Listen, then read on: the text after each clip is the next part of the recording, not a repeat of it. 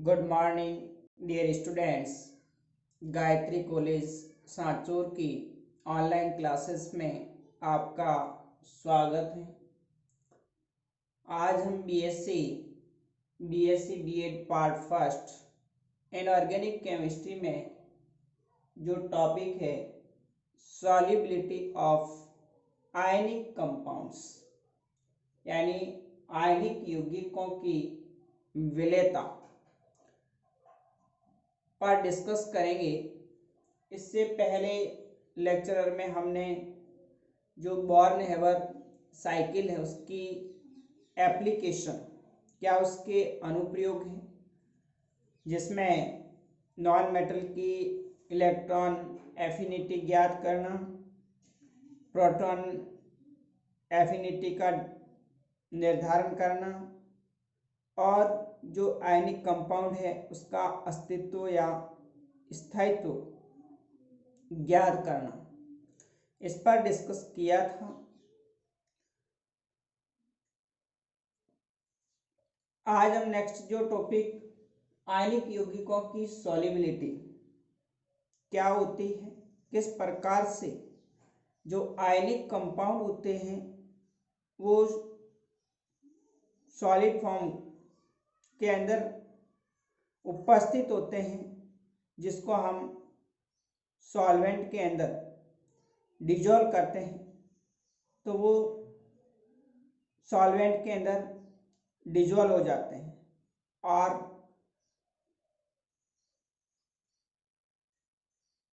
उन आयनिक जो कंपाउंड्स है उसकी सॉल्युबिलिटी को कौन कौन से जो फैक्टर होते हैं प्रभावित करते हैं उसके बारे में आज हम डिस्कस करेंगे।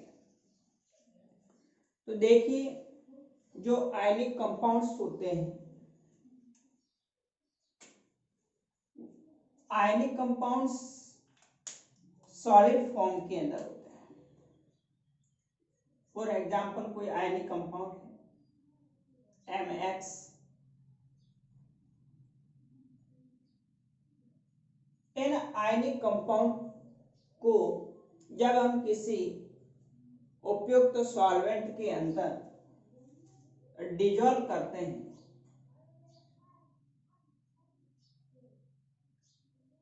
तो ये आयनिक कंपाउंड उन सॉल्वेंट के अंदर क्या हो जाते हैं, डिजोल्व हो जाते हैं।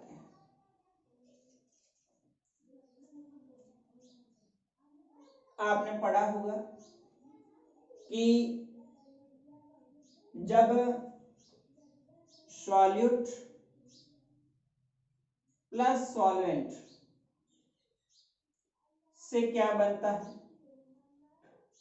सॉल्यूशन बनता है, विलयन बनता है।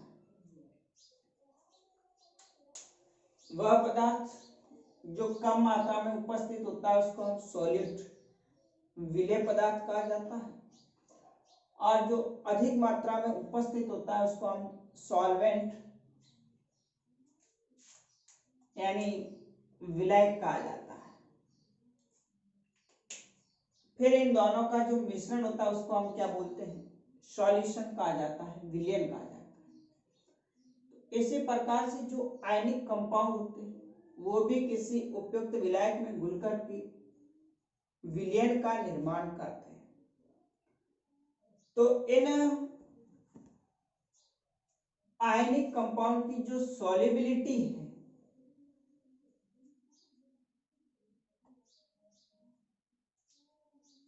वो उपयुक्त सॉल्वेंट पर डिपेंड करती है।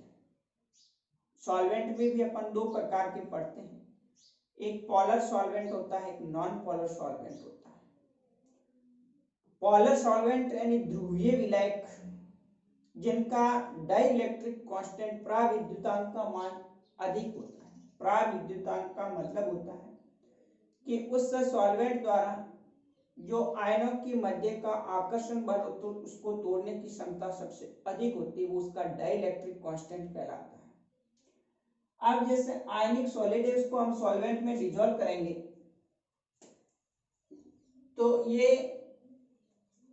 आयनिक सॉलिड उस सॉल्वेंट के साथ आयनों में टूट जाता है और इस प्रकार से सॉल्वेंट के साथ संक्रित आयन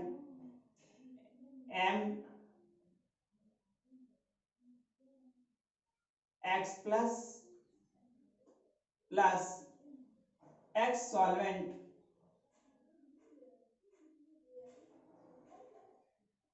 Y माइनस, इस प्रकार से संक्रित आयन सॉल्वेंट बनाएंगे जो एक धनायन के रूप में और दूसरा एनायन के रूप में प्रेजेंट रहेगा। अब इस आयनिक सॉल्वेंट की जो सॉल्युबिलिटी है वो किस पर डिपेंड करती है?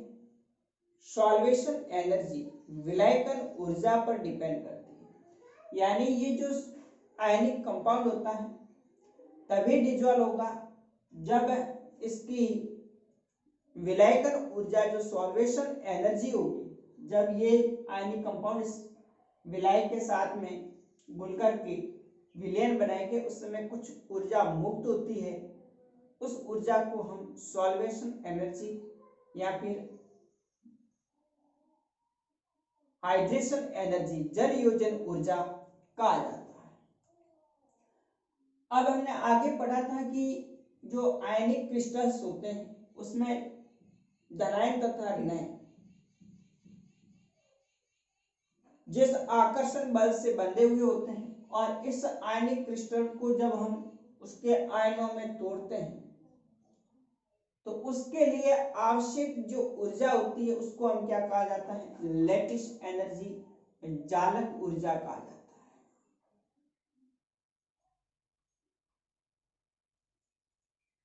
तो जब इस आयनिक कंपाउंड को उसके आयनों में विभक्त किया जाता है तो उसके लिए जो आवश्यक ऊर्जा होती है उसको हम लैटिस एनर्जी, जालक ऊर्जा कहा जाता है। यदि इस जालक ऊर्जा का मान इस सॉल्वेशन एनर्जी से कम है तो ये आयनिक कंपाउंड इजीली सॉल्वेंट के अंदर डिसॉल्व हो जाएगा, खुल जाएगा। और यदि इस लैटिस एनर्जी का मान इस सॉल्वेशन एनर्जी या जल योजन एनर्जी से अधिक होता है तो इस कंडीशन में ये जो आयनिक कंपाउंड होता है वो वाटर में या अदर जो सॉल्वेंट होते हैं उसमें इनसॉल्युबल होता है, यानी अविलेय रहता है। दैट मीन्स जो आयनिक कंपाउंड की सॉल्युबिलिटी है वो किस पर डिपेंड करती है? जालक ऊर्जा और जो सॉल्वेशन एनर्जी होती है, विलायकन जो ऊर्जा होती है उस पर डिपेंड करती है। तो सॉल्वेशन एनर्जी जब लैटिस एनर्जी से ज्यादा है तो ही आयनिक कंपाउंड होता है वो उस विलायक के अंदर डिसॉल्व होगा, खुल जाएगा। जबकि लैटिस एनर्जी का मान अगर आयनिक कंपाउंड के अंदर ज्यादा है तो उस कंडीशन में वो कंपाउंड अविलेय रहता है। तो इस पर सवाल पूछा जाता है एग्जाम में, कोई कंपाउंड देकर के कि ये कंपाउंड होता है। जैसे NaCl की बात करें कि सोडियम क्लोराइड है वो जल में विलेय है जबकि मैग्नीशियम ऑक्साइड जल में अविलेय रहता है। क्यों? तो इसका कारण है लैटिस एनर्जी और सॉल्वेशन एनर्जी। सोडियम जो क्लोराइड है उसकी सॉल्वेशन एनर्जी या एडिशन एनर्जी उसका वैल्यू बहुत ज़्यादा होती है लैटिस एनर्जी की तुलना में, इसलिए वो इजीली सॉल्वेंट के साथ आयनों में टूट करके अलग अलग संकृत जो कि सॉल्वेंट आयनिक कंपाउंड उसमें विभक्त हो जाता है। तो देखिए मैं इसको यहाँ पर लिख देता हूं। देखिए जब किसी आयनिक ठोस से उसको हम ध्रुवीय विलायक जैसे कि H2O है उसमें डाला जाता है तो पूर्ण रूप से विलय हो जाता है और ध्रुवीय विलायकों के जो परावैद्युतांक का मान होता है वो क्या होता है? बहुत उच्च होता है और उच्च होने के कारण ये आयनिक ठोसों के आयनों के बीच का जो आकर्षण है उस आकर्षण को कम करके उसको फ्री कर देते हैं और ये आयन विलायक अणुओं के साथ पारस्परिक क्रिया करके विलायक संकृत आयन बनाते हैं, जिसमें देखिए 2 स्टेप है। पहला स्टेप के अंदर जब किसी आयनिक ठोस को हम ध्रुवीय विलायक के अंदर घोला जाता है तो ध्रुवीय विलायक उस ठोस को विलगित आयनों के अंदर M+ और X- के अंदर विभक्त कर देते हैं। आप यहाँ पर देख रहे हैं, जब हम आयनिक ठोस है उसको ध्रुवीय विलायक या अदर कोई पोलर सॉल्वेंट है उसमें डिजोल्व करते हैं तो ये 2 आयनों के अंदर विभक्त हो जाते हैं, M+ और दूसरा X- है। अब यहाँ पर जो आयनिक कंपाउंड है उनको उस आयनों में तोड़ने के लिए जो आवश्यक ऊर्जा होती है उस ऊर्जा को हम क्या कहा जाता है, जालक ऊर्जा कहा जाता है। तो जालक जो ऊर्जा होती है आयनों की टूटने की जो प्रक्रिया के अंदर मुक्त होती है। अब ये जो जालक ऊर्जा है वो डिपेंड करेगी सॉल्वेशन एनर्जी पर कि अगर विलायकन ऊर्जा का मान इस जालक ऊर्जा से ज्यादा होगा तो ही आयनिक यौगिक सॉल्युबल होता है। सेकंड स्टेप के अंदर क्या होगा कि जो विलगित गैसीय आयन है M+ और X- वो क्या होता है, सॉल्वेंट जो होता है उसके अणुओं के द्वारा घिरे रहते हैं और विलायक संकृत आयन में बदल जाते हैं। इन्हें M सॉल्वेंट X+ तथा X सॉल्वेंट Y- से व्यक्त करते हैं।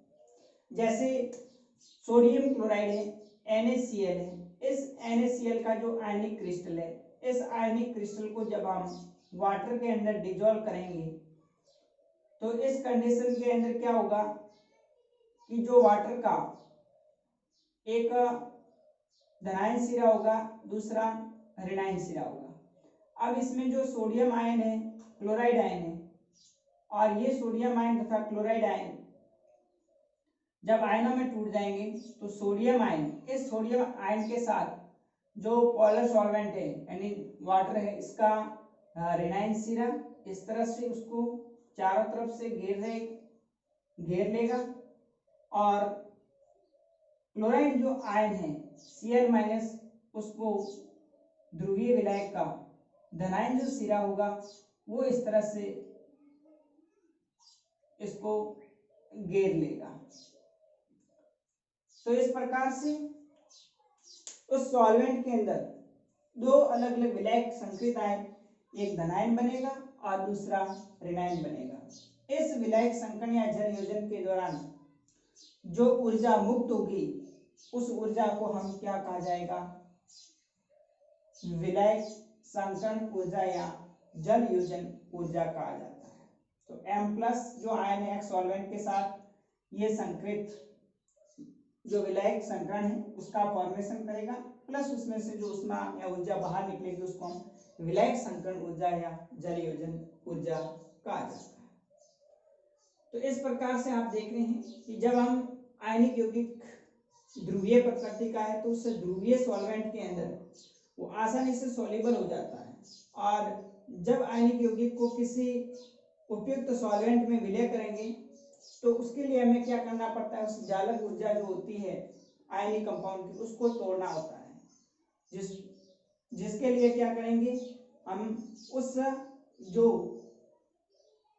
आयनों को तोड़ने के लिए आवश्यक ऊर्जा होगी उस जालक ऊर्जा के लिए जब ये सॉल्वेंट के अंदर आयनों में विभक्त हो जाएंगे तो उस कंडीशन के अंदर उसमें ऊर्जा जो होगी उसको हम विलायकन ऊर्जा के रूप में प्राप्त होती है और वो विलायकन ऊर्जा जब जालक ऊर्जा से ज्यादा होगी तो ऐसा आयनिक कंपाउंड है वो जल में सॉल्युबल होगा या फिर जो भी पोलर सॉल्वेंट होगा उसमें विलयशील होगा।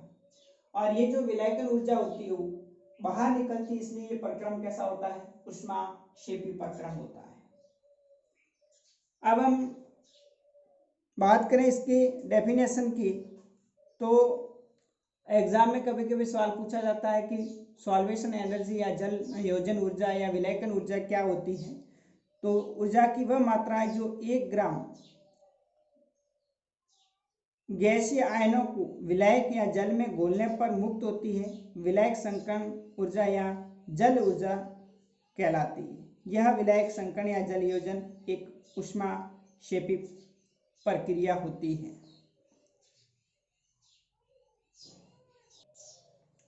अतः ऊर्जा की वह मात्रा जो 1 ग्राम मोल गैसीय आयनों को विलायक या जल में घोलने पर मुक्त होती है उसको हम विलायक संकरण ऊर्जा या जल योजन ऊर्जा कहा जाता है। अब जो आयनिक यौगिक है उसकी विलेयता को कुछ कारक प्रभावित करते हैं, जैसे डाइलेक्ट्रिक कांस्टेंट होता है, आयनिक जो स्ट्रक्चर है, आयनिक संरचना है, आयनिक आवेश है, और आयनों की ध्रुवणता तथा ताप का प्रभाव। ये उस जो आयनिक कंपाउंड है उसकी सॉल्युबिलिटी को इफेक्ट करते हैं। तो प्राविद्युतांक की बात करें तो जिस आयनिक ठोस का प्राविद्युतांक जितना अधिक होता है तो उनके अंदर आयनिक ठोसों के आयनों के बीच जो विद्युत आकर्षण बल होता है उसको दुर्बल करने की प्रकृति सबसे अधिक होती है। इस कारण से जिसका डाइलेक्ट्रिक कांस्टेंट अधिक होगा वो सॉल्वेंट उस आयनिक कंपाउंड को इजीली सॉल्युबल कर देता है। और आयनिक आकार है तो आयनिक आकार के अंदर भी विलायकन ऊर्जा और जालक जो ऊर्जा है वो आयनिक आकार पर डिपेंड करती है। आयनिक त्रिज्या में वृद्धि के साथ साथ विलायकन ऊर्जा या फिर जालक ऊर्जा में क्या होती है, कमी होती जाती है, जिसके कारण ये आयन इजीली सॉल्युबल होते हैं। तो जितना बड़ा साइज होगा आयनों का, और वो दोनों पर डिपेंड करेगा, धनायन पर भी डिपेंड करेगा और ऋणायन पर डिपेंड करेगा। धनायन के आकार में वृद्धि से विलेयता घटती है जबकि ऋणायन के आकार में वृद्धि से विलेयता बढ़ती है। तो इसको हम नेक्स्ट अगले वीडियोज में डिस्कस करेंगे। तो आज ऑनली जो सॉल्युबिलिटी ऑफ आयनिक कंपाउंड से वो किस प्रकार से होती है, और इसमें से शॉर्ट नोट पूछा जाता है या फिर छोटा सवाल भी पूछा जाता है कि सॉल्वेशन एनर्जी या फिर ये जो विलायक संकरण ऊर्जा है वो क्या होती है। Okay, thank you.